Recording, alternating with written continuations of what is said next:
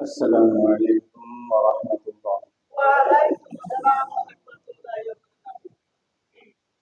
الحمد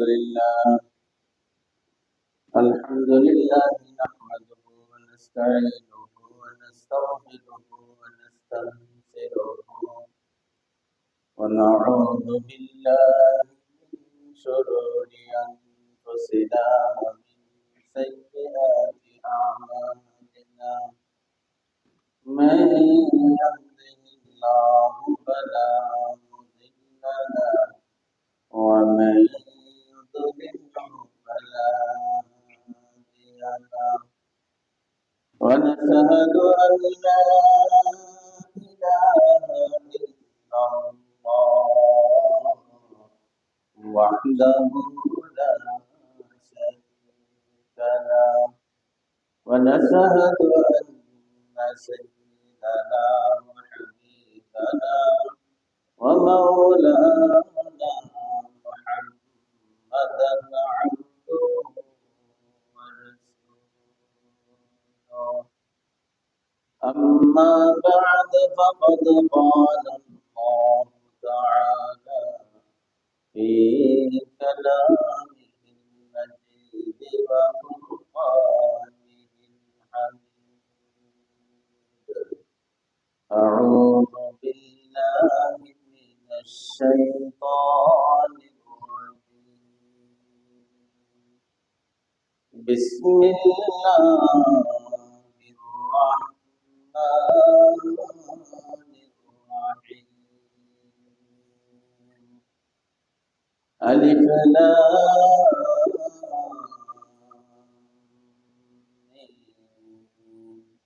ذلك الكتاب لا ريب فيه هدى للمتقين. وقال رسول الله صلى الله عليه وسلم: من أحب سنتي فقد أحبني ومن أحبني كان معي في الجنة أو كما قال عليه الصلاة والسلام. وقال تعالى في شان حبيبه مخبرا وعاملا: إن الله وملائكته يصلون على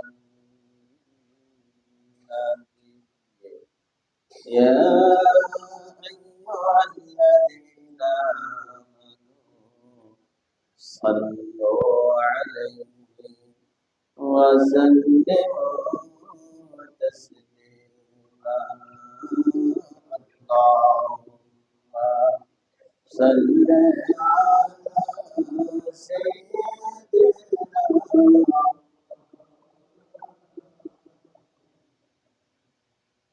وعلى آل سيدنا.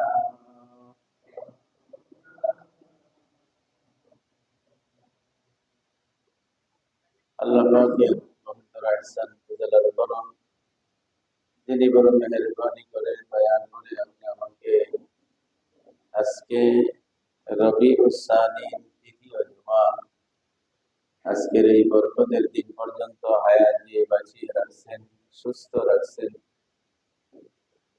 আল্লাহ পাকের কাছে সবচেয়ে দামি জায়গা, শ্রেষ্ঠ জায়গা আল্লাহর ঘর মসজিদে এসে নিজেকে দামি হিসাবে আল্লাহর কাছে পরিচিতি দেওয়ার মতো সুযোগ দান করেছেন। কালিমাতুশ শুকর আদায় করি, আলহামদুলিল্লাহ। আমরা গত জুমায় আলোচনা করতেছিলাম যে দুনিয়ার মানুষের কাছে এক শ্রেণীর মানুষ দামি, আর আল্লাহ আল্লাহ রাসূলের কাছে আরেক শ্রেণীর মানুষ দামি।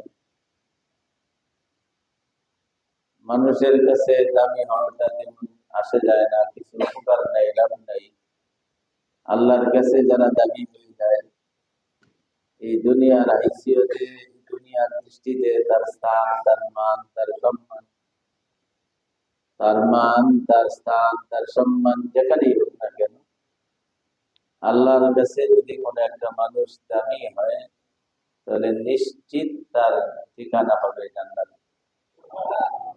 সন্দেহ আছে কোনো? দুনিয়াতে তার স্থান, মান, সম্মান যেখানেই হোক না কেন, আল্লাহর কাছে তার মান, সম্মান অবশ্যই বেড়ে যাবে এবং ঠিকানা হবে জান্নাতে। আমরা গত জুমায় প্রথম পর্বের মধ্যে আলোচনা করতেছিলাম আল্লাহর কাছে দাবি করা জানার দরকার আছে না? হ্যাঁ,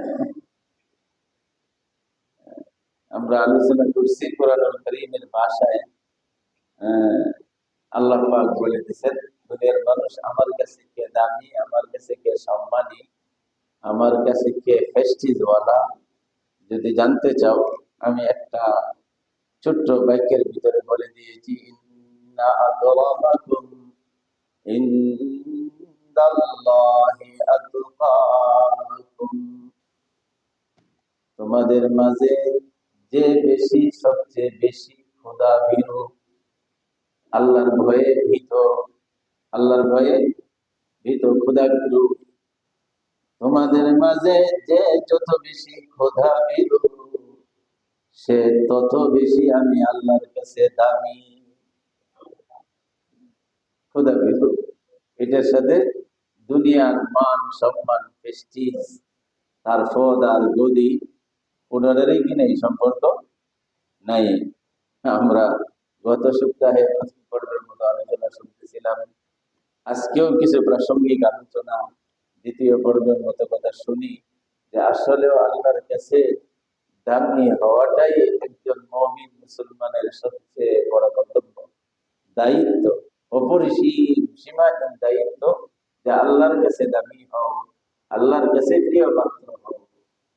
আল্লাহর কাছে দামি হওয়ার অস্ত্র একটাই, যে তোমার পুরা বুকটা, তোমার মনটা, তোমার দিলটা আমার ভাইয়ের ভিতরে রেখে আমার নির্দেশিত পথে আখেরি জামানার পয়গম্বর মুহাম্মদুর রাসূলুল্লাহ সাল্লাল্লাহু আলাইহি ওয়াসাল্লামের দেখানো পথে, আমি আল্লাহর পথে, আমার বন্ধুর দেখানো পথে জীবন যাপন করো। আমি আল্লাহকে ভয় করি, ভয় করি, ভয় করি, সারা জীবন যদি ভয় করি, ভয় করি কথা বলতে থাকি, কোনো লাভ হবে না, যদি আমার জীবনটা আল্লাহর ভয়ের, ভীতির নির্দেশনা অনুযায়ী যদি পরিচালিত না হয়। হ্যাঁ,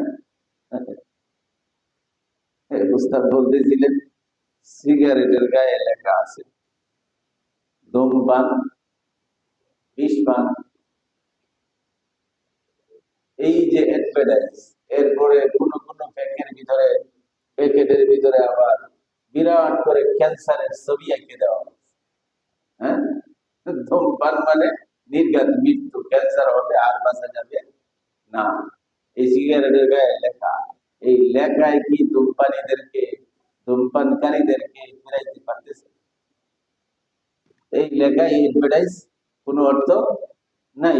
ঠিক, আমি আল্লাহরে ভয় করি, ভয় করি, ভয় করি, ভয় করি যদি বলতে থাকি, আর আমার মন চাহি জীবনাই করলাম, নিজের মনের ঘোড়াটারই দৌড়াইলাম, আমার এই জীবনের ভিতরে আল্লাহ পাকের কি আদেশ আছে, রাসূল করিম সাল্লাল্লাহু আলাইহি ওয়াসাল্লামের কি তরিকা আছে, সেটার প্রতি আমার লক্ষ্য নাই, দৃষ্টি নাই বলে এইরকম হাজারো বার ভয় করি আমি খোদা ভীরু, ভয় করি আমি খোদা ভীরু, হাজারো বার, লাখো বার, কোটি বার জপলেও কোনো লাভ হবে না। তোমার ভিতরে, আমার ভিতরে আল্লাহর ভয় আছে, হ্যাঁ, নিশ্চিত আল্লাহ পাকের ভালোবাসা আসবে। এটার পুরা সিদ্ধান্তটা, নিয়মটাও আল্লাহ পাক তার কোরআনে বিশ্বনবী মুহাম্মদুর রাসূলুল্লাহ সাল্লাল্লাহু আলাইহি ওয়াসাল্লাম তার হাদিসের ভিতরে লিখে দিয়েছেন, যে আমার কাছে একটা মানুষ সম্মানী, আমার কাছে আযাব গজব থেকে বাঁচবে, আমার রহমত তার উপরে আছে, আমার দয়ার দৃষ্টি তার উপরে আছে। বুঝার একটাই উপায়, যদি দেখো যে এই লোকটা লোকটা দিনের পথে আছে, এই লোকটা দিনের পথে, ধর্মের পথে, বিশাল বড় অট্টালিকা, নামি দামি গাড়ি, অনেক বড় রাজনীতির পথ, আর দেশের ভিতরে সবচেয়ে সম্মানিত গদি। এইগুলি থাকলেও যদি আমার পথের প্রতীক না হয়, আমার বন্ধুর পথকে যদি পথ না বানায়, আমি আল্লাহর কাছে তার সামান্য কোনো দাম নাই। যদি আমি আল্লাহ পাকের পথ, আমার বন্ধু মোহাম্মদের পথ তার ভিতরে আইসা যায়, জাত বংশ ধর্ম বর্ণ, আমি ধন সম্পদ গদিয়ার পথ, সম্মান প্রেস্টিজ শিক্ষা দীক্ষা তার সার্টিফিকেটের ক্যাটাগরি কিছুই আমি লক্ষ্য করি না, কিছুই আমি দেখি না। কিতাবের ভিতরে আসছে বিলাল হাফসি রাদিয়াল্লাহু তাআলা আনহু, অনেকে আমরা যারা ইসলামের ইতিহাসের সাথে সামান্যতম কিছু ধারণা আছে, যে মক্কা থেকে একদিন মক্কার কাফেররা নবী সহ মুসলমানদেরকে নির্যাতিত করে বের করে দিয়েছিল। হিজরত করছিলেন কোথায়? কোথায় না হিজরত করছেন? আছে তো মনে এইদিকে আছে, যে সময়টা আছি আল্লাহর করে একটু মনটা এইদিকে রাখি, মদিনায় হিজরত করছেন। হ্যাঁ, বেশি সময় অতিবাহিত হইতে হয় নাই, একদম বিজয়ের বেশে আল্লাহর হাবিব অষ্টম হিজরিতে লক্ষাধিক সাহাবী নিয়া বিজয়ের বেশে বিনা যুদ্ধে মক্কায় প্রবেশ করছেন। আছে না নাই? হ্যাঁ, মক্কায় প্রবেশ করছে। যে আল্লাহর ঘরে ঢুকবে তো দূরের কথা, কাবার হেরেমের ভিতরেও এর থেকে 4 বছর আগে, 2 বছর আগে আল্লাহর হাবিব শুধু বলছে আমরা উমরা করে চলে যাব, নিয়ত করে আসছি, সুযোগ দাও। সাহাবারাও বারবার বলতেছিল আমাদের তরবারিগুলি, যুদ্ধের তরবারিগুলি, অস্ত্রগুলি কাফের ভিতরে, প্যাকেটের ভিতরে আটকা থাকবে, আমরা হুশবদ্ধ তরবারি নিয়ে মক্কায় প্রবেশ করব, শুধু জিয়ারত করতে চাই। এই কাফেররা দেয় নাই।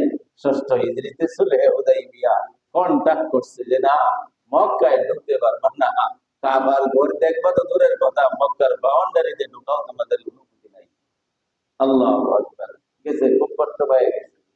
এই আর 2টা বছর পরেই আল্লাহর হাবিব লক্ষাধিক সাহাবীকে নিয়ে বিনা যুদ্ধে মক্কা বিজয় করলেন। সুবহানাল্লাহ। এগুলি কার হাতে? হ্যাঁ, আল্লাহ পাকের হাতে। ইজ্জত, সম্মান, দয়া, ভালোবাসা আল্লাহ পাকের হাতে। এগুলা সংরক্ষণ করা আছে। যে সময় জায়গায় যেখানে যতটুকু দরকার ওইখান থেকেই আসে। বাকি আমাদের হাতে কিছুই কিছুই বিশ্বাস হয়, কিছুই নাই। ধাক্কা মারে বলা, হ্যাঁ, একবার উড়াইয়া দেয়, আরেকবার যে বলা লাথি মারে, মুহূর্তের ভিতরে এমন ফালানো ফালায় ধরার মতো আর সুযোগ নেই। আসলে নাই। বিজয়ের বেশে ঢুকছেন, খাবার ঘরে ঢুকছেন আল্লাহর হাবিব, আল্লাহু আকবার, আনন্দের অশ্রু সাহাবাদের চোখে। হ্যাঁ, মূর্তি গুলি রেখে একটা একটা তরকারিতে গুঁতা দিতেছে, ভাইকে সুরমার হয়ে পড়তেছে, সাহাবারা মনের আনন্দে এগুলাকে সাফ করতেছে। আর আল্লাহর হাবিব বলতেছে যা হাক্কু ওয়া যাহাকাল বাতিল, সত্যের আগমন, মিথ্যা দুর্বৃত্ত হবেই হবে, হবেই হবে। শুরু হয়েছে সুবহানাল্লাহ। যাক, যখন মক্কার ঘর, আল্লাহর ঘর পরিষ্কার পরিচ্ছন্ন করা হইল, আল্লাহর হাবিব সাহাবাদেরকে নিয়ে এই হেরেমের মাথাব যেখানে তোয়াফ করে হাজিগণ, ওই মাথাবের ভিতরে পরামর্শে আমার দরজার সামনে বসে গেছে। আল্লাহু আকবার। পরামর্শ কিসের? একটু পরেই নামাজের আজান হবে। এই প্রথম বিজয়ের পরে আল্লাহর ঘরে প্রথম আজানের ধ্বনিটা কার কণ্ঠ থেকে উঠবে? সুবহানাল্লাহ। আল্লাহু আকবার, আল্লাহু আকবার, আল্লাহু আকবার, আল্লাহু আকবার। আল্লাহ তুমি মহান, তুমি মহান, তুমি মহান। এই কথা সর্বপ্রথম আজকে কার কণ্ঠ থেকে উচ্চারিত হবে? যে লোকটার কণ্ঠই নির্বাচিত হবে, আল্লাহর কাছে সেই কণ্ঠটার বড় ইজ্জত হয়ে যাবে, সম্মান হয়ে যাবে। পরামর্শ করছে, এই ইজ্জতটা তো সবাই পাইতে চায়। আল্লাহু আকবার। সাহাবায়ে কেরাম মত দেওয়া শুরু করছেন। মশওয়ারার যে নিয়ম, পরামর্শের যে নিয়ম, একজন তাকে আমিরে ফায়সাল, যিনি সিদ্ধান্ত প্রদান করবে, আর সংসদ সদস্য যারা, মজলিসের শূরা সদস্য যারা, সবাই নিজ দ্বিধায়, নিজ নিজ দিক থেকে নিজের জ্ঞান আর বুদ্ধি অনুযায়ী তাদের খেয়ালগুলি ত্যাগ করতে থাকে, আমার ধ্যান আমার খেয়াল ও ভাইকে দেওয়া হোক, এইরকম হলো মুশাওয়ারা সিস্টেম। আল্লাহ আকবার। আল্লাহর হাবিব যখন পরামর্শ চাইলেন, তোমরা তোমাদের সিদ্ধান্তগুলি একটু জানাও, চূড়ান্ত সিদ্ধান্ত হবে আমি আল্লাহ পাকের পক্ষ থেকে, বিশ্বনবী মুহাম্মদুর রাসূলুল্লাহ। আল্লাহু আকবার। সাহাবায়ে কেরাম এক বাক্যে যখন বলছে আজকের প্রধান কণ্ঠটা আল্লাহর কাছে বড় দামি, মক্কা বিজয়ের প্রথম আযান, আল্লাহর ঘর বিজয়ের প্রথম আযান, এই লোকটা চিহ্নিত হয়ে থাকবে ফেরেশতাদের কাছে, সারা বিশ্বের সৃষ্টির কাছে। মক্কা বিজয়ের প্রথম মুয়াজ্জিন কে ছিল? কে দিল প্রথম আল্লাহু আকবারের ধ্বনি? সাহাবায়ে কেরাম এক বাক্যে অনেকেই বলছে, হুজুর আজকের এই সম্মানটা সবচেয়ে আপনার কাছের সাহাবী হযরত আবু বকর সিদ্দিক পাওয়ার যোগ্য। সবারই দেখেই যে সম্মানটা ওনার দিকে যাওয়া দরকার। সবচেয়ে কঠিন সাধনার সাহাবী, আল্লাহর রাসূলের কুরআনের ভিতরে আল্লাহ পাক একজনকে সাহাবী বলে স্বীকৃতি দিয়েছেন, উনি একজনই মাত্র মুহাম্মদের সাথী, মুহাম্মদের সার্বক্ষণিক বন্ধু। আল্লাহু আকবার। উনি হলেন হযরত আবু বকর সিদ্দিক রাদিয়াল্লাহু তাআলা। আল্লাহু আকবার। সিদ্দিকের মর্যাদা, আবু বকর রাদিয়াল্লাহু তাআলা মর্যাদা পাওয়ার মতো ত্যাগ তিনি সেইভাবেই করছেন। কম বেশ অনেকেরই ধারণা আছে। যেদিন এই যে বললাম যে মাত্র 8টা বছর আগে মক্কা ছাইরিয়া কাফেরদের নির্যাতনে জান আর প্রাণ আর ইসলাম ইজ্জত বাঁচানোর জন্য সাহাবাদেরকে নিয়ে হিজরত করলেন মদিনায়, হিজরতের সাথী কে ছিল? হিজরতের সাথী আবু বকর সিদ্দিক রাদিয়াল্লাহু তাআলা। আল্লাহু আকবার। আল্লাহর হাবিব একা একাই হযরত আলীকে তার বিছানায় শোয়ায় বাইর হয়েছেন, সিদ্দিকের বাড়িতে গেছেন। আবু বকর সিদ্দিকের বাড়িতে গিয়া দরজায় নক করার সাথে সাথে আবু বকর রাদিয়াল্লাহু তাআলা আনহু সামান্য কিছু সামান নিয়ে বের হয়ে আসলেন। আল্লাহর হাবিব বলতেছেন, আবু বকর আমি কেন আসলাম? আমাকে ভিতরে না ডাইকিয়া আপনি আমার সাথে সাথে আগেই টোকা দেওয়ার সাথে সাথে সাড়া দিলেন। সব মানুষ ঘুমের ভেতরে বিমূঢ়, শত্রুরা হন্য হয়ে আমাকে খুঁজতেছে, কিন্তু আপনি এরকম টোকা দেওয়ার সাথে সাথে আপনি কি ঘুমান নাই, ভিতরে যান নাই? আল্লাহু আকবার। কিতাবের ভিতরে আছে আল্লাহর হাবিবের এই প্রশ্ন করার সাথে সাথে আবু বকরের চেহারা, চোখ থেকে ঝরঝর করে পানি পড়া শুরু। আপনাকে ভিতরে ডাকবো, এই ডাকার অবস্থা নাই। আমিও মোটামুটি টের পেয়ে গেছি। বলে কেমনে? বলে আজ থেকে বহুদিন পূর্বে আপনি বলেছিলেন, হে আবু বকর মনে হয় মক্কার পরিস্থিতি যেই রকম, যার কাছে এই জায়গা পাই না, কেউ তো ইসলামের ডাকে সাড়া দিতেছে না, মনে হয় অল্প দিনের ভিতরেই হিজরতের আদেশ আসতে পারে। আবু বকর আপনি জেনে রাখেন, সেই হিজরতের সাথী হবেন আপনি, হিজরতের সাথী হবেন। হুজুর আজ থেকে কেউ বলে 6 মাস, কেউ বলে বেশ কয়েকটা মাস আগে আল্লাহর হাবিব ইশারা দিয়েছিল। আবু বকর অশ্রুসজল নয়নে বলতেছে, সেই ঘোষণার পর থেকে হে আল্লাহর নবী, আমি আবু বকর আজ পর্যন্ত কোনোদিন বিছানায় পিঠ লাগাই। বলেন কি? বলে যেভাবে নক করার সাথে সাথে আমাকে পেয়েছেন, আপনি বুঝতেই পেরেছেন আমি আবু বকরের পিঠ কানা দরজার সাথে লাগায় দাঁড়াইছিলাম, যেন আমাকে ডাক দেওয়ার পরে সামান্য বিলম্ব না হয়, আমার বিলম্বের কারণে আল্লাহর হাবিবের যেন কষ্ট না হয়, শত্রুদের হাতে ধরা পড়তে না হয়। হুজুর আমি তো আছি, রাত যতক্ষণ পারি দাঁড়ায় নামাজ পড়ি, যতক্ষণ পারি দাঁড়ায় দাঁড়ায় জিকির করি। হুজুর শুধু আমি নয়, আমার গোড়াটার দিকে তাকায় দেখেন, আমি মাঝে মাঝে ফাঁকা দিয়ে দেখি এই গোড়াটাও, আমি যতদিন পর্যন্ত বিছানায় শুই নাই, আমার এই গোড়াটাও আজ পর্যন্ত কোনোদিন মাটিতে পিঠ লাগায় না। আমার চোখে পানি, আমি তাকায় তাকায় দেখি আমার গোড়াটাও কাঁদছে। আল্লাহু আকবার। সেই হিজরতের সাথী হযরত আবু বকর সিদ্দিক, যার প্রসঙ্গ অন্যদিকে চলে যাবে, সমস্ত সাহাবারা জানে আল্লাহ রাসূলের কাছে সাহাবাদের ভিতরে প্রথম স্থান দেয় আবু বকরের। আজকের এই প্রধান মর্যাদাটাও যেন তিনি পাওয়া যায়। আল্লাহর হাবিব এরকম ভাবে কে শুনতেছেন, কেউ বলতেছে না সবচেয়ে দূরদর্শী যে উমরের সম্পর্কে আল্লাহ নবী বলেছেন, লাউকানা বাদি নবী, আমার পরে যদি কেউ নবী হওয়ার সিরিয়াল থাকতো লাকানা উমর, সেই সিরিয়ালটা পাইতো হযরত উমরে। আমার কেউ কম না, কেউ বলতেছে উমরকে দেওয়া যায়, কেউ বলতেছে আল্লাহর হাবিব বলেছেন সমস্ত নবীদের একজন বিশেষ বন্ধু থাকে, জান্নাতে বন্ধুটা হবে আমার উসমান, জান্নাতে বন্ধু হবে, পরিচিতি লাভ করবে একমাত্র উসমান। কই উসমান দিতে পারে? কেউ বলে রাসূলের এই চাচাতো ভাই ছিল হযরত আলী রাদিয়াল্লাহু তাআলা আনহু, যুবক বয়সের আসাদুল্লাহিল গালিব, আল্লাহ পাক যাকে সিংহ বলে উপাধি দিয়েছেন, যার জ্ঞানের সম্পর্কে আল্লাহর নবী বলতেন আনা মদিনাতুল ইলম, আমি একটা জ্ঞানের শহর, ও আলিয়ুল বাবুহা, সেই জ্ঞানের শহরে ঢোকার দরজাটা হলো হযরত আলী। সবকিছু মনে হয় আলীর ভিতরে আগে ট্রান্সফার হয়ে যায়, আলী হোক, পরামর্শ এভাবে চলতেছে। আল্লাহু আকবার। ইতিমধ্যে কিতাবের ভিতরে আসছে, হে আল্লাহর রাসূল, আসসালাতু আসসালামু আলাইকা ইয়া রাসূলুল্লাহ, আসসালাতু আসসালামু আলাইকা ইয়া হাবিবাল্লাহ। আপনার সাহাবীদের পরামর্শ তো শুনছেন, তাদের খেয়াল তো নিছেন, কিন্তু আজকের এই ফয়সালা আপনার নবীর দ্বারা হবে না, ফয়সালা হয়ে গেছে আকাশের ভিতরে, সিদ্ধান্ত হয়ে গেছে। সুবহানাল্লাহ, তো আসতে বললেন যে সাহাবারা খেয়াল পেশ করতে, আজকে মক্কা বিজয়ের প্রথম আযান কার দ্বারা হবে, কার কণ্ঠে ধ্বনিত হবে? আল্লাহু আকবারের আওয়াজ। আপনারা পরামর্শ করতেছেন, ঠিক আছে, এইটাই তো বিধান, এইটাই তো সুন্নাত, কিন্তু আজকের জন্য মুয়াজ্জিন, বাইতুল্লাহর প্রধান প্রথম বিজয়ের মুয়াজ্জিন কে হবে, তার সিদ্ধান্ত আকাশে আল্লাহ পাক করে দিয়েছে, ফয়সালা হয়ে গেছে। আল্লাহর হাবিব বললেন, সাহাবারা শান্ত হও, তোমাদের আমাদের কারো রায় কার্যকরী হবে না, ফয়সালা হয়ে গেছে উপরে। জিবরাইল বলে নামটা ঘোষণা করে দেন, আজকের এই মক্কা বিজয়ের প্রথম আযান ধ্বনিত হবে হযরতে বিলালে হাফসির কণ্ঠে।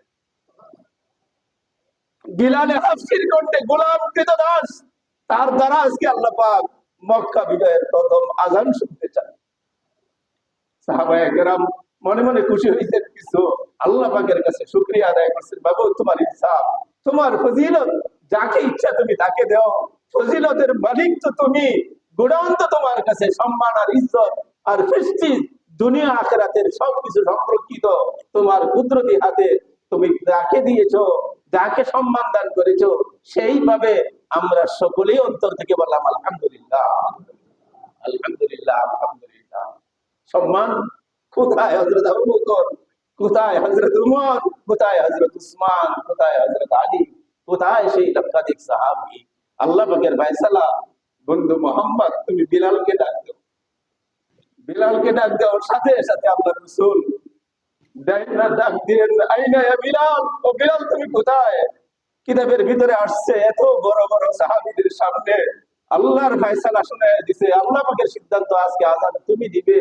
বিলাল এমনি কৃতদাস গোলাম, কালো, আল্লাহু আকবার, তার চোখ থেকে অশ্রু সজল নয়নে আল্লাহর হাবিবের ডাক তো আর অগ্রাহ্য করা যায় না, কিন্তু লজ্জায় তিনি মাটির সাথে মনে হয় যে মিশে যাইতেছিল।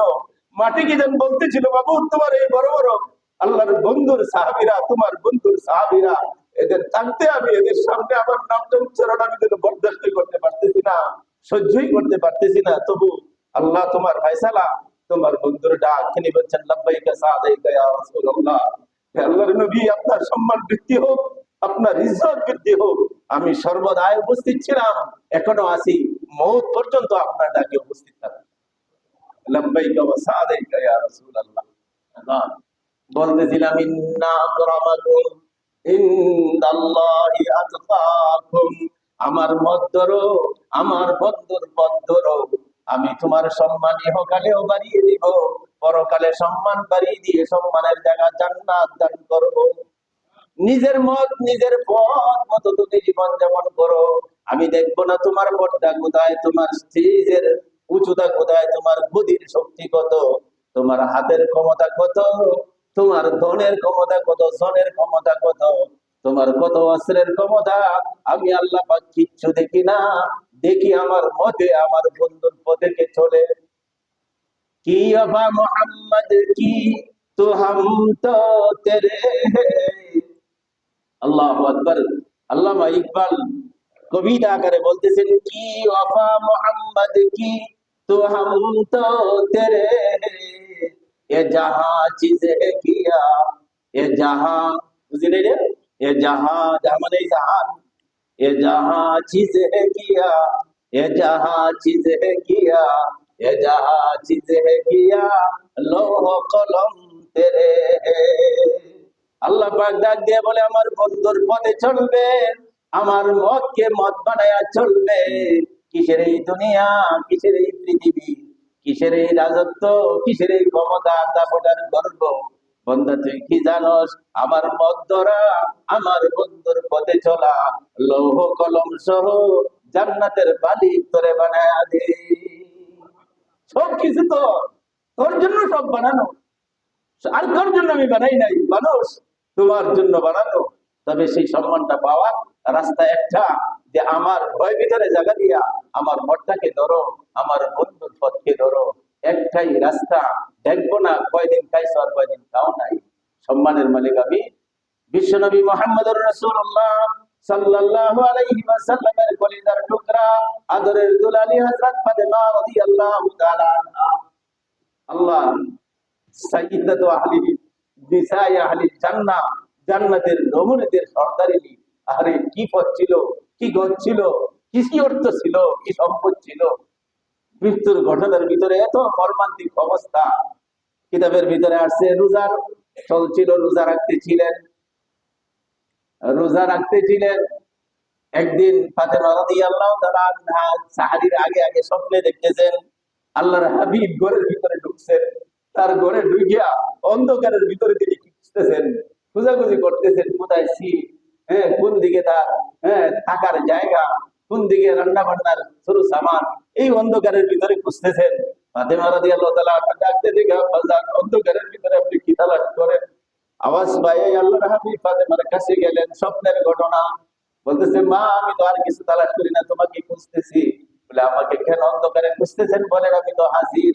বলে, মা খুঁজতেছি যে একটু পরে তোমার ধারাবাহিকতায় সিরিয়ালে আজকে তোমার সেহরির ব্যবস্থা আছে, সেহরি খাইবা। এরকম ব্যবস্থা তো করে রাখছি, একটু পরে আমরা সাহারি খাবো আলিকে নিয়ে। বলে, মা এই সংবাদটুকু দিতে আসছি, আজকের সেহরি হবে তোমার স্বামী আলীর সাথে, ইফতার হবে তোমার বাবা মোহাম্মদের সাথে জান্নাতের দস্তরখানে। আল্লাহু আকবার। বুঝতে পারছেন ঘটনা? সেহরি হবে আলীর সাথে, আলীর দস্তরখানে, আর তোমার ইফতার হবে তোমার বাবার মুহাম্মদুর রাসূলুল্লাহর সাথে জান্নাতের দস্তরখানে। এই স্বপ্ন দেখার পরে আর মানুষে ঘুমাইতে পারে? উঠে গেছে, ওইটা সাহাবীর ব্যবস্থা করছেন। চোখ গুলা, মন গুলা ভারী ভারী অবস্থা।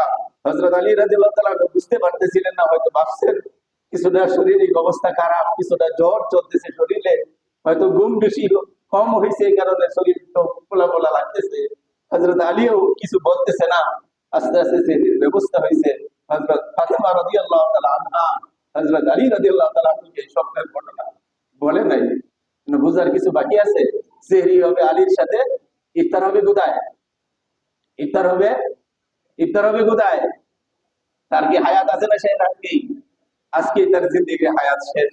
তিনি বুঝে ফেলাইছে। আমরা যদি সামান্য বুঝতে পারি, আর যে আলী রাদিয়াল্লাহু তাআলা আনহু, তাকে একটু আগে জ্ঞানের অটক দরজা বলা হয়েছে, তিনিও বুঝছেন। যাক, ওই ঘটনা হযরত ফাতেমা তখন বলে নাই। যথাসময়ে সাহারি খাওয়া শেষ, ফজরের নামাজের সময় হয়েছে, আলী রাদিয়াল্লাহু তাআলা আনহু নামাজে চলে গেছেন। হযরত ফাতেমা নামাজের বিছানা বিছায় নামাজ আদায় করছেন। নামাজ আদায় করার সাথে সাথে বরফ করে তিনি রান্না করে ঢুকে গেছেন।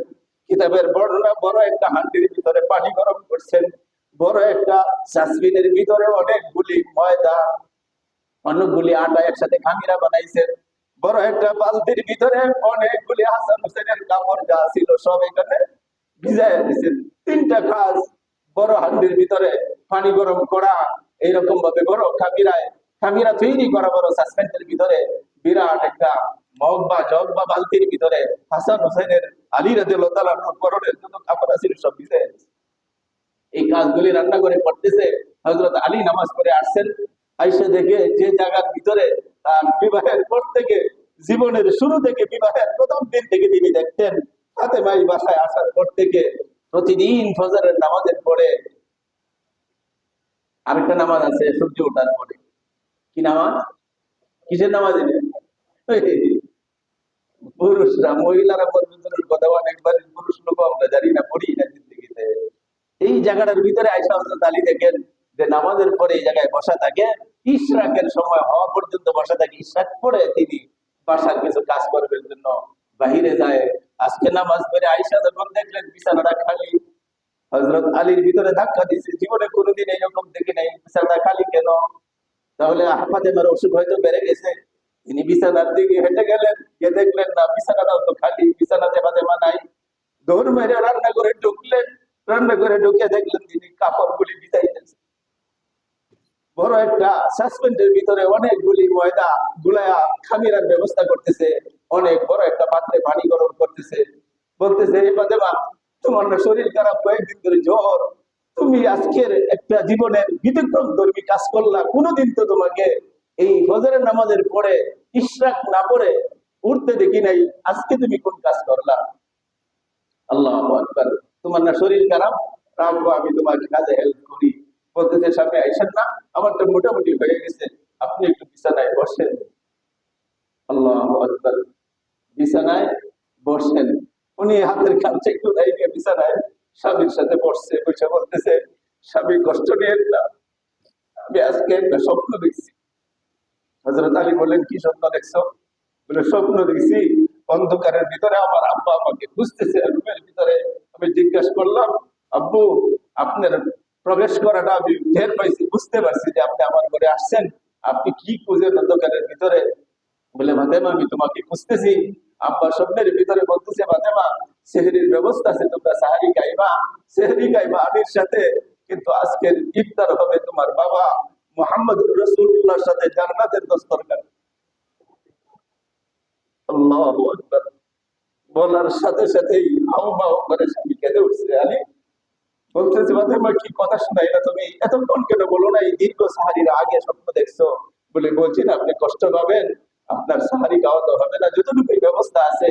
এই সংবাদ শোনার পরে আপনি যেই রকম মানুষ আর যেই রকম স্বামী, সাহারি আপনার দ্বারা হবে না, রোজাও তো ছাড়বেন না, কষ্ট হবে। বিদায় আপনাকে সেই সময় বলি, কান্না শুরু হয়েছে, আম্মা করে কাঁদতে। এক পাশে আলী, আরেক পাশে ফাতেমা। একটু দূরেই ছিল হযরত হাসান আর হুসাইন। দেখে বাবাই কান্দে, ধরিয়া ধরছে, দুজনে বাবারে ধরে, বাবা তুমি কান্দো কেন? কথা নাই, শুধু কান্না চলতেছে। বাবাই কথা বলে না, দুইটা শিশু মাকে জড়াইয়া ধরছে, আম্মা তুমি কাঁদো কেন? কথা বলতে পারতেছে না, শুধু কান্না। সন্তানদের প্রশ্নের পরে কান্নার আবেগ আরো বেড়ে গেছে, আরো কাঁদতেছে। এক সময় ফাতেমা বলছে, বাবা বিরক্ত করো, তোমরা একটু তোমার নানাজির কাছে চলে যাও, নানাজির কাছে চলে যাও। তাদের রুমের পাশেই মুহাম্মদুর রাসূলুল্লাহ সাল্লাল্লাহু আলাইহি সাল্লামের রওজা, কবর শরীফ, সেখানে বলে বাবা নানার কাছে চলে যাও। আদেশ পাওয়ার সাথে সাথেই নানার পাগল দুই নাতি দেখছে, মায়ও কান্দে, বাবাও কান্দে, কথা বলে না, দৌড় মেরে গিয়ে রোজার উপরে ঠিক মাঝখানের উপরে উঠে পড়ছে। হ্যাঁ, সালাম কালাম যা হওয়ার, সালাম কালাম চলতেছে। আল্লাহু আকবার। উপর থেকে তারা কথা বলে, ভিতর থেকে নবী শুনেন এবং কথাগুলির উত্তর দেন। ভিতর থেকে নানাই যা শুনে, উপরে থেকে নাতিরা শুনতেছে এবং নানার সাথে উত্তর দিতেছে। জুড়ে বলেন সুবহানাল্লাহ। কথাবার্তা শুরু হয়েছে বলে এই যে শুধু এই দিনের নয়, প্রায় সময় ফাতেমা রাদিয়াল্লাহু তাআলা আনহা বলতেন, একটু বিরক্ত যখন বেশি করতো, বাবারা নানাদের কাছে চলে যাও, নানাদের কাছে চলে যাও। তারা এরকম রোজার উপরে আসতো, আয়েশা নানাদের সাথে কথা বলতো, তারা যা বলতো নবী শুনতেন, নবী তাদের কথা শুনে শুধু উত্তর দিতেন। করে বলেন সুবহানাল্লাহ। প্রায় নিত্যদিনের ঘটনা ছিল এরকম। এতেকালের পর থেকেই আল্লাহর হাবিবের সাথে কথা বলতো। কিতাবের ভিতরে আসছে কিন্তু রোজার কথা।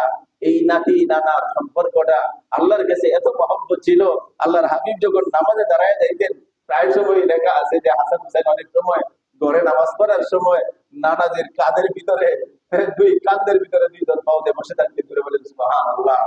আল্লাহর হাবিব হাত বাড়াইতেন নামানোর জন্য, সেজদা থেকে নামানোর জন্য হাত বাড়াইতেন। জিবরাইল সাথে হাজির হয়ে বলতেন, হে আল্লাহর হাবিব, আপনি এইভাবেই থাকেন, আল্লাহ পাক এই দৃশ্যটা তোমার পছন্দ করে। এভাবে রাখে লাগায়েন না, এভাবে তার যতক্ষণ পর্যন্ত তারা নাড়াবে ততক্ষণ পর্যন্ত আপনি মাথা উঠাইবেন। সেজদায় পড়ে থাকে। আল্লাহু আকবার। আজকে যখন মারা দেশে তার রওজায় গেছে, আল্লাহর হাবিবকে সালাম দেওয়ার সাথে সাথে আল্লাহর হাবিব বলতেছে, নাদিরা কি খবর, তোমরা এখানে কেন? বলে কিছু বুঝি না। না মায়ও কান্দে, বাবাও কান্দে, কেউ তো আমাদের সাথে কথা বলে না, এই জন্য আম্মাই বলছে আপনার কাছে আসার জন্য এসে গেছি। ডাক দিয়ে ভিতর থেকে বলে, ভাইয়েরা আমার, ও আমার ভাইয়েরা, আজকে আর এখানে দেরি করো না, সময় নাই, তাড়াতাড়ি করে মার কাছে চলে যাও। মন ভরে দিল ভরে মার চেহারাটুকু দেখতে দেখো। আজকের দেখাই হবে তোমাদের জীবনের শেষ দেখা। আজকের দেখাই হবে তোমাদের জীবনের শেষ দেখা। যত বেশি পারো মাকে দেখায় দেখো, তোমার বাবাকে মন করে দেখো, তোমার মার দিকে বেশি করে তাকায় দেখো। কথা শোনার সাথে সাথেই দুই ভাই দৌড় দেখে গাবড়ায় ধরছে, এখন আর বুঝার বাকি নাই, আজকের দেখাই হবে মায়ের চেহারা দেখা। আল্লাহু আকবার। ফাতেমা কান্দে, আলীর কাছে বলতেছে, আলী মনে হয় বেশি সময় আর নাই, ইফতারির সময় কাছে আসতেছে, গড়ায় আসতেছে, আমি চলে যাব তোমার কাছে। একটা একটা হলো আবদার, আরেকটা হলো ওসিয়ত। আবদার হলো তোমার কাছে সর্বপ্রথম প্রার্থনা, আমি মন ভরে দিল ভরে, তুমি আল্লাহর হাবিবের এত মর্যাদাশীল সাহাবী, যাকে আল্লাহ পাক নিজের সিংহ বলে উপাধি দিয়েছে, কিন্তু আমি ফাতেমা তোমার হক আদায় করতে পারি নাই। আমাকে তুমি হাসরের দিন কোন আসামের কাঠ করায় দান করাইও না, আমার আব্বাকে অপমান করিও না। দুজাহানের মানুষের নবী, দুজাহানের নবী যখন দেখবে যে তার মেয়ে স্বামীর হক আদায় করতে পারে নাই, আমার আব্বা লজ্জিত হবে। এই জন্য তোমার দুইটা হাতে ধরে বলতেছি, আমাকে তুমি মাফ করে দাও। আল্লাহু আকবার। কিতাবের ভিতরে আসছে, আলী রাদিয়াল্লাহু তাআলা এমনিতেই কাঁদতেছিলেন এই কথা বলার পরে, তার কান্না আরো আওয়াজও বেড়ে গেছে, হাউ হাউ করে তিনি কান্না শুরু করছে। ফাতেমা তুমি কি বলতেছো? বিবাহের পর থেকে কোনোদিন তোমাকে পেট করে খাওয়াইতে পারিনি, একটা অক্ত পেট করে খাওয়াইতে, তোমাকে ভালো একটা কাপড় পরাইতে পারি নাই, রাত্রে শোয়ার জন্য ভালো একটা বিছানা দিতে পারি নাই। কত রাজা বাদশাহ, এই পৃথিবীর কত প্রেসিডেন্টের ছেলেদের প্রস্তাব আসছে, তোমার বাবা তার কাছে বিয়া দেয় নাই। আমি একজন গরিব মানুষ, আলীর সাথে বিবাহ দিয়েছে, এই কাজগুলি আমি তোমাকে কিছুই করতে পারি নাই। অতএব আমিও তোমার কাছে মাপ চাই, আল্লাহ পাকের দরবারে আমাকে দেয় করো না, তুমি মাফ করে দাও। দুজনে ধরে কান্নাকাটি, একদম অজস্র যারায় কান্নাকাটি করতেছে। দীর্ঘক্ষণ পর ফাতেমা বলতেছিলেন, আমি আরেকটা কথা বলে যাই, আমি তোমাকে অন্তর থেকে মাফ করে দিছি, দোয়া করি তুমিও আমাকে মাফ করো, আমার জন্য দোয়া করো। আরেকটা আবদার হলো, আমার ইন্তেকাল যেহেতু ইফতারির আগে হবে, তুমি এই ভোর পর্যন্ত জানাজার অপেক্ষা করবা না, যত দ্রুত সম্ভব তোমার ফ্যামিলিতে যে কয়জন মানুষ আছে এদেরকে নিয়ে অন্ধকারের ভিতরে আমাকে দাফন করে দিবা। আলী বলে, ফাতেমা এইটি বললাম, আগে যা বলছিল সব ঠিক আছে, এটি কেমনে সম্ভব? সারা পৃথিবীর দুজাহানের নবী, সারা পৃথিবীর নবীদের নবী, সমস্ত নবীদের ইমাম, সমস্ত রসুলদের সর্দার, তার কন্যা আদরের দুলালী জান্নাতের রমণীর জানাজায় হাজারো হাজার মানুষ আসবে, এই যে কিমতে তুমি বিরত রাখবা। আবার কান্না জড়িত কণ্ঠে বলতেছে, দরকার নাই, কেউ এলানো করার প্রয়োজন নাই। ওই ইফতারের পর পরেই এই রাত্রির অন্ধকারের ভিতরেই যারা তোমার পরিবারে থাকবে, যারা উপস্থিত থাকবে, তাদেরকে নিয়ে যেন আমার জানাজা সম্পূর্ণ হয়ে, দাফনের কাজ সম্পূর্ণ হয়। হযরত আলী অনেকবার পরে বললেন, ফাতেমা কারণ জানতে পারি? বলে, কারণ একটাই, আমি বয়সপ্রাপ্ত হওয়ার পর থেকে পৃথিবীর কোন পুরুষ আমাকে দেখতে পারে নাই, আমার কাপড় দেখতে পারে নাই। আমার মনের একটা ইচ্ছা, মৃত্যুবরণ করার পরে আমার কাফনের কাপড়টা যেন কেউ দেখতে না পারে, আমার লাশের সাইজটা যেন কেউ বুঝতে না পারে। যদিও কাফন করা থাকবে, পর্দা দেওয়া থাকবে, উপর থেকে মানুষ বুঝবে ফাতেমা লম্বা এতটুকু, চৌড়া এতটুকু, মোটা চিকন, এইটা অনুমান করবে। আমি আল্লাহর কাছে এটাও বরদাস্ত করতে পারি না। আমাকে অন্ধকারের ভিতরে যে কয়জন তোমরা বাপ বেটারা আছো, এরাই জানাজার কাজটা কমপ্লিট করে দাফনের ব্যবস্থা করে দেবে। বলেন সুবহানাল্লাহ। ইন্তেকালের পরেও পর্দা মেইনটেইন করে গেলেন। জোরে বলি সুবহানাল্লাহ। ওই ফাতেমা জান্নাতের রোমান্টিক সর্দারিনী, ঘরের অবস্থা এই ছিল, জীবনে পেট ভরে একটা বেলাও খাইতে পারে না। সম্মান কিতাবের ভিতরে আসছে, আলী ফাতেমার আবদার শুনছেন, মঞ্জুরিও করছে যে ঠিক আছে আমি এই কাজই করবো। হ্যাঁ, কিন্তু চিন্তা করতেছিল ছেলের দিব একদিক দিয়ে দুইজনের দুইটা, আর কাডুলার সাইড তো আরেকটা খালি থাকবে, আর একদিক দিয়ে সামনে আমি, কমপক্ষে তো 4 জনের দরকার। শক্তি আল্লাহ পাকের পক্ষ থেকে আসবে, মানুষ তো 4 জনের দরকার সিস্টেমটা মেনটেন করার জন্য। হ্যাঁ, তিনি গোসল টোসল করে মোটামুটি রেডি হইতে জানাজার কাজ কমপ্লিট করবে, একটু পরেই ডান পাশে বাম পাশে তাকায়া দেখে যে একজন বিশিষ্ট বুজুর্গ সাহাবী হযরত আবু যর গিফারী রাদিয়াল্লাহু তাআলা আনহু বিনা নোটিশেই হাজির হয়ে গেছে। হযরত আলী রাদিয়াল্লাহু তাআলা বলতেছেন, আবু যর কি খবর? আমি তো কাউকে জানাই নাই, বড় অন্ধকারের ভিতরে একা একাই কাজটা শেষ করতে চাইতেছিলাম, একটু চিন্তা করতেছিলাম একটা সাইড কাটুনটা খালি, এই খাটিয়ার ভিতরে কে ধরবে, তুমি কোত্থেকে এলে? আবু যর সাথে সাথে চোখের পানি ছেড়ে দিয়ে বলতেছে, হে আলী, আমি তো ঈশার নামাজের পরে অন্য দিনের মতো শুয়ে গেছিলাম, চোখটা মাত্র লাগার সাথে সাথেই দুজাহানের নবী কবরের দিকে ইশারা করতে বলতেছেন, উনি আমাকে ডেকে বলছে, আবু যর, আমার মেয়ে দুনিয়ার থেকে চলে গেছে, আলী তার ছেলেদেরকে নিয়ে বড় বেকায়দায় আছে, খাটিয়া ধরার মতো কেউ নেই, তুমি তাড়াতাড়ি হাজির হয়ে যাও। আল্লাহর নবীর নির্দেশে আমি আসছি। আলীও খুশি হইলেন, কবরের কাছে চলে গেলেন। লম্বা ঘটনা। কবরের কাছে গিয়ে তিনি দাঁড়ায় দাঁড়ায় দেখতেছে আর বলতেছে, এই কবর, তোমার ভাগ্যটা বড় ভালো, পৃথিবীর মাটি, অনেক মাটি তো কবর পাইছে, কিন্তু তুমি মাটির এত দাম। একটু পরেই যিনি আসবে উনি সারা পৃথিবীর সমস্ত মানুষের কাছে পরিচিত শেরে খুদা আলী রাদিয়াল্লাহু তাআলার স্ত্রী, বড় আদরের দুলালী নবীজির হাসান হোসেনের আম্মা, জান্নাতের রমণীদের সর্দারিনী ফাতেমা, হে খবর তুমি জানো, একটু পরেই যিনি তোমার কাছে শুইবে উনি হলেন সমস্ত নবীদের ইমাম, সমস্ত রাসূলদের সর্দার, মুহাম্মদুর রাসূলুল্লাহ আদরের টুকরা, কলিজার টুকরা হযরত ফাতেমা তোমার কাছে আসতেছে, তুমি রেডি হও। আল্লাহ পাক কবরের জবান খুলে দিয়েছেন। হাদিসের ঘটনা, কবর থেকে আওয়াজ আসতেছে, আবু যর, বন্ধ করো, বন্ধ করো তোমার কথা, আমার কি শুনো। সুবহানাল্লাহ বলেন, আমার মুখ থেকে শুনো। হে আবু যর, আমি হাসান হোসেনের মা চিনি না, ফাতেমা একজন জান্নাতের রমণীদের সর্দারিনী হবে, এই হিসাব আমি কবরের কাছে নাই। শেরে খুদা আলীর বউ, এই রিপোর্ট আমার কাছে নাই। নবী দু জাহানের কন্যা, এর কোনো হিসাব আমি কবরের কাছে নাই। সুবহানাল্লাহ বলেন, কোনো হিসাব আমার কাছে নাই, না আছে কোনো নথিপত্র, কোনো কাগজপত্র, কিচ্ছু নাই। হযরত আবু যর বলে, তুমি কি বলতে চাও? বলে, শোনো কি বলতে চাই। আমি একমাত্র চিনি আল্লাহর পথ আর বিশ্ব নবীর রাস্তা মত, আল্লাহর মত বিশ্ব নবীর পথ, এই আল্লাহর মতে বিশ্ব নবীর পথে যারা চলে আসবে, এই আমি কবর তার সাথে এমন সুন্দর ব্যবহার করব যে ব্যবহার পৃথিবীর কোথাও পায় নাই। আমি একমাত্র কবরই তাকে সেই সম্মানটা দিই। আমি কবর, আর যদি আল্লাহ পাকের মত না থাকে, পথ যদি নিজের পথ থাকে, আল্লাহর নবীর পথ না থাকে, আমি কবর আর কিছুর পরিচয় জানতে চাই না, চাইবো না। এমন জোরে একটা চাপ মারবো, ডানের মাটি বামে আসবে, বামের মাটি ডানে যাবে, পায়ের মাটি মাথায় আসবে, মাথার মাটি পায়ে যাবে, 3.5 হাত বডিটা 3.5 ইঞ্চি হয়ে যাবে। হাদিসের ভিতরে আসছে, জিন আর ইনসান ছাড়া এমন জোরে চিৎকার দেয় মুর্দা, পৃথিবীর সমস্ত প্রাণীরা তার আওয়াজ শুনতে চায়, পায় জোরে বলি নাউযুবিল্লাহি মিন যালিক। আবু যর কিতাবের ভিতরে আসছে, ফাতেমারে কোনোভাবে কবরে রাখার পরে এই যে দুই টুকরা মাটি দিয়া এখান থেকে যে দৌড় দিছিল, জীবনে আর সংসার যে সুন্দর পদ্ধতি, আমাদের যে সাংসারিক জীবন, এটা আর তাই ভাগ্যে জুটে নাই, আর করতে পারি নাই। হায়, ফাতেমা সম্পর্কে যদি কবর এই প্রশ্ন করতে পারে, আমি আবু যরের জায়গা কোথায় হবে, অন্যান্য ইমানদার মুমিনদের জায়গায় কোথায় হবে?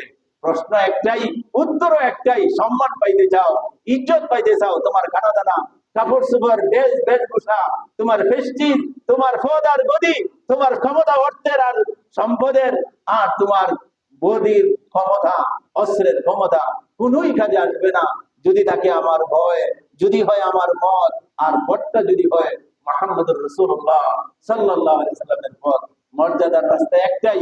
দুনিয়াতে আল্লাহ পাক বিলালকে যেমন সম্মানী করেছেন, আখিরাতের জিন্দেগিতে হযরত ফাতেমার জন্য যেরকম ভাবে দুনিয়ায় থাকতেই জান্নাতের টিকিট দেয়া দিয়েছে, রাস্তা একটাই, রাস্তা একটাই। এবং হে ভাইয়েরা, যে যে শ্রেণীতে আসি, আমার আজকের দিনটাকেও ফাতেমার মতো জীবনের শেষ দিন মনে করতে পারি, তা তো নাই। ইজা হামালতা আলাল কুবুরি জানাজাতান, যখন জানাজা বহন করে কাটিয়া ধরে ধরে তার পিছে পিছে যাও, বন্দা ভালো রূপে যেন ফাআলাম আন্নাকা বাদাহা মাহমুলুন, এরপরে যাকে ওঠানো হবে হইতে পারে তোমার দেহ, হইতে পারে তোমার বডি। এই জীবন আমাদের সামনে, রাস্তা একটাই। আসুন নিজের মত, নিজের পথ ভুলে গিয়ে আল্লাহর মতকে সামনে আনি, আর বন্ধু মুহাম্মদুর রাসূলুল্লাহ সাল্লাল্লাহু আলাইহি সাল্লামের আদর্শকে ধরি। মাথার চুল থেকে শুরু করে নিজের জীবনের বেশভূষা শার্টকাট সুন্নতের দ্বারা সাজানোর চেষ্টা করি, ইশারা হবে একটা, ঠিকানা হবে জান্নাতের ভিতরে। ইশারা হবে একটা, ঠিকানা হবে জান্নাতের ভিতরে। আর ইশারা হবে বাম দিকে, যদি না থাকে আল্লাহর মত, যদি না পাওয়া যায় বন্ধু মুহাম্মাদের পথ, ইশারা আরেকটা হবে, ঠিকানা হবে জাহান্নাম। নাউযুবিল্লাহি মিন যালিক। আল্লাহ পাক বুঝার মানার আমল করার তৌফিক দান করুন সকলে বলি আমিন। ওয়া আখিরু দাওয়ানা আলহামদুলিল্লাহি রাব্বিল আলামিন। যারা সুন্নাত পড়ি নাই সুন্নাত আদায় করেন।